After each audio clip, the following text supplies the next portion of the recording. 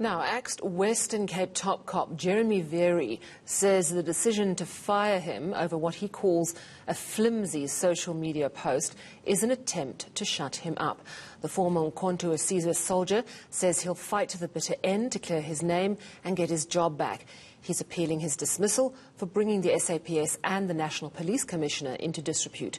Vearey used Facebook to accuse the police of being riddled with tribalism and factionalism, adding those in charge aren't dealing with the real issues. Ayesha Ismail reports. These are the Facebook posts that got former Major General Jeremy Vearey fired. Vearey says his comments were misunderstood and deliberately taken out of context. He says he was expressing himself on a Labour court issue in which he defended a colleague and won. As General Jacobs and I come from the Cape Flats, in an idiomatic expression that we use, that is not in our context, in the way it said, hulle, derogatory.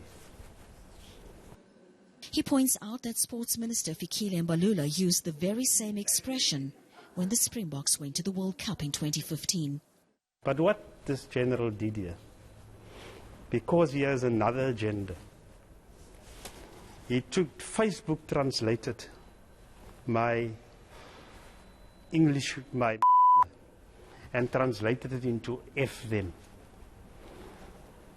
which is not the official translation of it. He insists what happened to him is a smokescreen.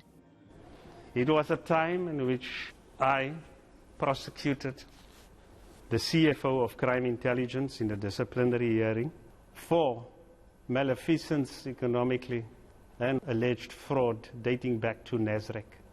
Incidentally, it was also a time when there's about, I think, 1.6 billion PPE fraud.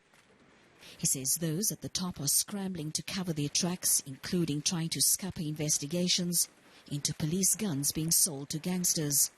He says those trying to clean up the rot in the SAPS are being targeted.